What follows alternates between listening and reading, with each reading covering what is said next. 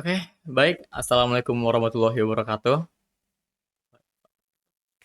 Selamat siang semuanya. Selamat bertemu siang kakak atau abang Asprak Praktikum Pemrograman Web.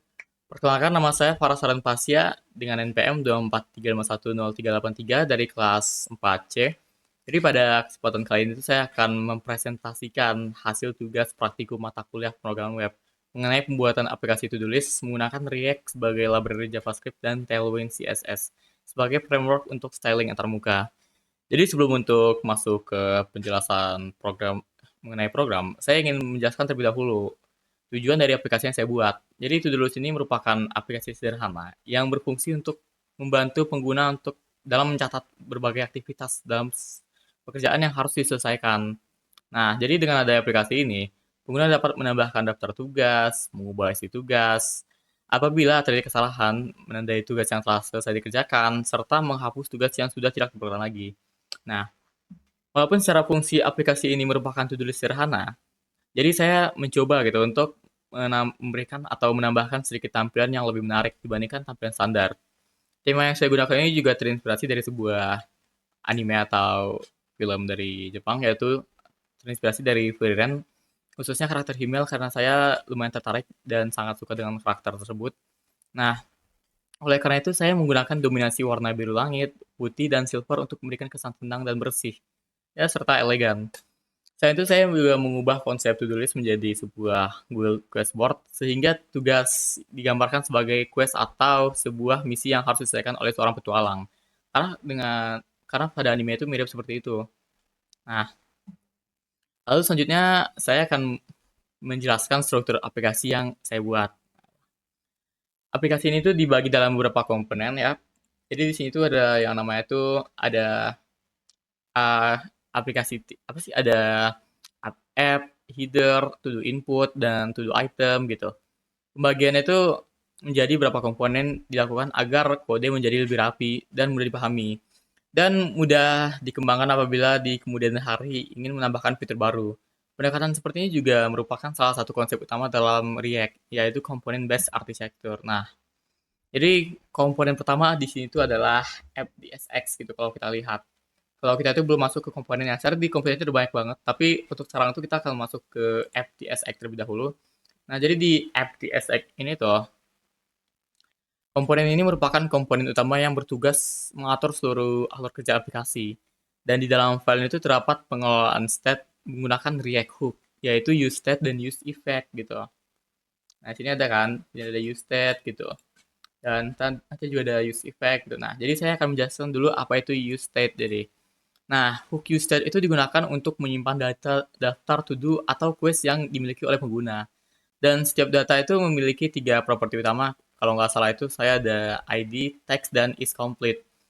Properti ID yang digunakan sebagai identitas unik setiap data, dan text juga digunakan untuk menyimpan isi tugas. Sedangkan is complete digunakan untuk mengetahui apakah tugasnya itu sudah selesai atau belum. Nah, kemudian terdapat use effect yang memiliki dua fungsi utama juga.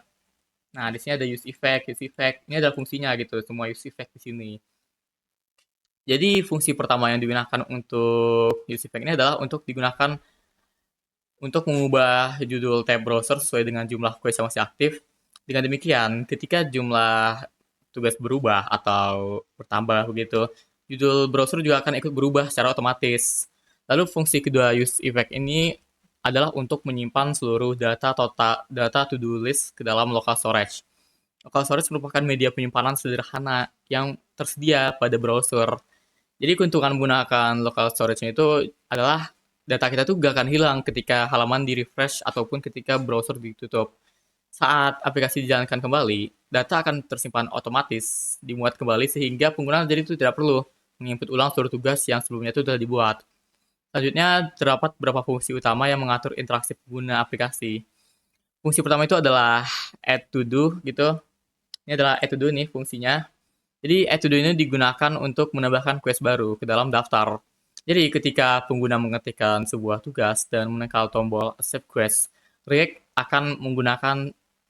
akan memuat objek baru yang berisi ID, nama tugas, dan status penyelesaian yang secara default bernilai false. Terus juga fungsinya tuh dan juga fungsi berikutnya itu adalah toggle to do. Bentar ya, saya cari dulu. Nah, ini toggle to do fungsinya. Nah, jadi fungsi toggle to do ini adalah ketika dijalankan, pengguna menekan checkbox pada satu quest. Status penyelesaian akan berubah dari belum selesai menjadi selesai, atau juga sebaliknya, dari yang selesai menjadi belum selesai gitu. Nah, tampilan kartu quest juga akan berubah sehingga pengguna dapat langsung mengetahui quest mana yang sudah berhasil diselesaikan. Kemudian itu juga ada fungsi edit to do ya di sini. Ntar saya cari dulu. Nah, ini edit to do. Jadi fungsi edit to do ini adalah fungsi yang digunakan untuk memungkinkan pengguna memperbaiki atau mengganti isi quest apabila terjadi kesalahan penulisan maupun perubahan rencana. Setelah tombol revise ditekan, pengguna itu dapat mengubah isi teks kemudian menyimpannya kembali. Selain itu saya juga memiliki di sini adalah fungsi delete to do. Nah, dari sesuai namanya saja, ini tuh fungsi yang udah jelas digunakan untuk menghapus quest dari daftar. Karena di situ namanya juga delete. Nah, pada tema yang saya gunakan, tombolnya itu diberi nama archive. Sehingga seolah-olah quest tersebut dipindahkan ke data arsip yang sudah tidak dibutuhkan lagi gitu. Nah, sudah saatnya kita masuk ke dalam daftar komponen. Dan komponen ini terdapat jadi tiga ya. Di sini ada header, to do input, dan to do item. Yang pertama saya akan cek dulu adalah header TSX. Jadi header ini tuh berfungsi sebagai bagian pembuka aplikasi. Pada bagian ini ditampilkan judul Adventurer Guild Board yang menggambarkan papan misi dalam sebuah guild petualang. Dan selain itu terdapat indikator jumlah quest yang masih aktif sehingga pengguna dapat langsung mengetahui berapa banyak itu tugas yang belum diselesaikan. Nah, dan kita lanjut ke dalam komponen berikutnya itu adalah to do input. Jadi to do input ini adalah komponen yang berfungsi untuk menerima input dari pengguna. Ketika pengguna mengetikkan nama quest atau nilai tersebut disimpan sementara menggunakan new state lokal. Jadi setelah tombol accept quest ditekan, data itu akan dikirimkan ke komponen app menggunakan properti atau props menggunakan fungsi onAdd. Oleh karena ini juga menggunakan konsep komunikasi antara parent komponen and child komponen di dalam React. Dan yang terakhir itu komponennya adalah to do item TSX. Sini. Nah, jadi kalau ditanyakan apa itu sih sebenarnya komponen to do item TSX? Jadi to do item TSX ini itu bertugas untuk menampilkan setiap quest yang ada di daftar. Sehingga item yang memiliki checkbox untuk merubah status penyelesaian, tombol revise untuk mengedit, serta archive untuk menghapus data. Saya juga menambahkan efek visual yang berbeda antara quest yang masih aktif dan quest yang sudah selesai. Jadi untuk quest yang sudah selesai itu akan memiliki warna yang lebih redup, sehingga teks yang berubah redup serta teks yang berubah sehingga pengguna dapat membedakan dengan mudah gitu. Jadi akan lebih kentara gitu mana yang sudah selesai dan mana yang belum selesai. Nah, jadi pada untuk bagian antarmuka ini juga terdapat Tailwind CSS. Bentar, saya cari dulu Tailwind CSS-nya.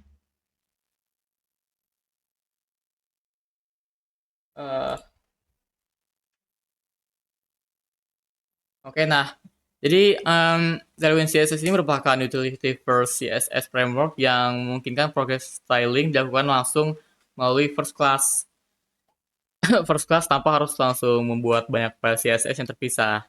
Dengan pendekatan ini, proses pengembangan menjadi lebih cepat dan lebih konsisten. Dan juga apa sih namanya? Saya juga saya juga menerapkan beberapa efek visual seperti glass morph, yaitu panel transparan dengan efek blur, kemudian backgroundnya menyesuaikan tema, penggunaan warna biru dengan sesuai identitas karakter female yang tadi saya sebutkan di awal, serta dekorasi bunga untuk menambahkan nuansa fantasi yang lebih kuat dikit.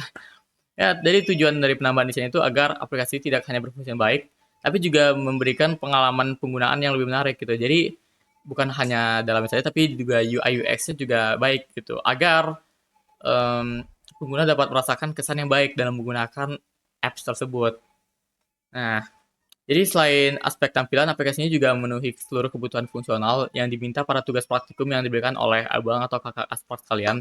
Jadi pengguna dapat menambahkan tugas baru, mengedit tugas yang ada, menghapus tugas yang tidak diperlukan, menandai tugas sebagai selesai, serta menyimpan seluruh data menggunakan local storage agar tetap tersedia ketika aplikasi dibuka kembali. Melalui pekerjaan tugas ini, saya juga mempelajari beberapa konsep penting dalam React seperti penggunaan komponen, menggunakan props untuk komunikasi agar komponen penggunaan React Hook, khususnya useState, isEffect, proses rendering data, menggunakan metode map kalau nggak salah, dan juga serta cara menghubungkan logika aplikasi dengan tampilan menggunakan Tailwind CSS. Dan menurut saya, penggunaan React itu memberikan banyak keuntungan, karena setiap komponen yang dapat digunakan kembali itu atau reusable. Nah, selain itu juga struktur kode menjadi lebih modular, apa sih bahasa itu lebih lebih itulah lebih struktural dan sehingga proses pemeliharaan maupun pengembangan aplikasi itu jadi lebih mudah. Kalau semisal memang ada gitu di masa depan yang ingin diubah seperti fitur atau yang lainnya atau mungkin tampilan gitu. Misalnya tuh kayak mungkin ini nih, saya mau ngubah kategori quest atau saya mungkin mau nambah fitur lain gitu kayak ada challenge gitu. Nah, jadi tuh bisa dengan gampang disinkronasi dengan database-nya. Jadi sebagai penutup saya ntar kayak saya jangan tutup dulu, saya ingin nunjukin dulu ininya. Apa sih? Aplikasi yang saya bikin. Jadi untuk run-nya itu ya kita masuk ke dalam FTSX dan langsung pencet ini dulu npm install. Nah, setelah itu kita menunggu dulu terlebih dahulu loadingnya, dan habis itu kita langsung masukin npm run dev. Setelah itu kita langsung run, dan kita bakal langsung dapatin link dari local hostnya. Nah, untuk mencetnya kita tinggal kontrol dan pecah aja, dan akan langsung keluar. Dan itu adalah hasil dari dari apps yang sudah saya bikin tadi. Ini terlihat jelas. Nah, jadi tadi seperti yang saya bilang di awal itu, ada apa sih tadi? Ada banyak kan? Ada kayak contoh itu ada apa sih? Ada add to do, use effect, ada delete to do, edit to do gitu. Ada banyak gitu. Nah, semuanya berguna. Misal saya pengen masukin quest baru yaitu adalah kill slime gitu. Nah, di situ ada revise. Revise ini seperti yang saya bilang tadi untuk mengedit gitu. Misalnya tuh saya pengen edit nggak kill the slime lagi deh, kita ganti jadi pick pick up a flower gitu. Nah, enter aja langsung. Nah, dan juga kalau misalnya udah selesai nih, itu tuh apa sih kita centang gitu. Nah, seperti yang saya bilang nanti warnanya berubah gitu dari yang awalnya nih. Coba kita bandingin lagi nih. Saya bandingin seperti nama questnya apa ya? Mungkin ini deh. eh Exploring the dungeon. Exploring the dungeon. Langsung pencet upset quest dan akan langsung masuk questnya ke sini. Nah, di sini kelihatan beda gitu warnanya. Kalau yang belum selesai itu tuh karena itu bakal lebih cerah, yang menunjukkan kalau ya itu udah selesai gitu, udah belum selesai, maksudnya kayak masih available questnya. Sedangkan kalau udah redup itu redup seperti seorang, nah itu tuh artinya quest sudah selesai. Dan kalau misalnya nih udah selesai dan pengen hapus, tinggal pencet archive, karena archive itu kalau dalam segi apapun adalah menyimpan data yang udah tidak diperlukan lagi. Archive, nah dalam kan datanya akan langsung terhapus. Nah, apakah bisa gitu kita menghapus data yang belum kita selesaikan? Bisa. Kita juga tinggal langsung pencet archive lagi gitu. Nah, selesai. Dan jadi seperti saya bilang itu juga apa sih tadi ada sistem apa sih fungsi gitu yang kalau misalnya di restart itu gak bakal hilang itunya questnya. Misal gini nih. Tadi saya bilang lagi apa ya quest yang paling bagus ya? Mungkin ini lifting terus sword gitu. Nah, sword. Nah, misal kalau saya restart, sabar saya belum masukin. Lift terus sword. Nah, enter. Nah, kalau misalnya saya restart, itu questnya masih ada dan masih tersimpan. Jadi kita nggak perlu gitu. Misal masih ada quest gitu, aduh belum siap nih questnya nih, masa di restart, ntar bakal hilang kan, ntar kita bakal bikin quest baru lagi kan, itu dulu input yang baru lagi. Nah itu tuh nggak perlu, karena sudah ada tadi namanya tuh apa ya kalau nggak salah sistemnya itu, eh pokoknya kalau nggak salah saya itu use effect ya, yang menyimpan ke local host, bukan local host, local storage.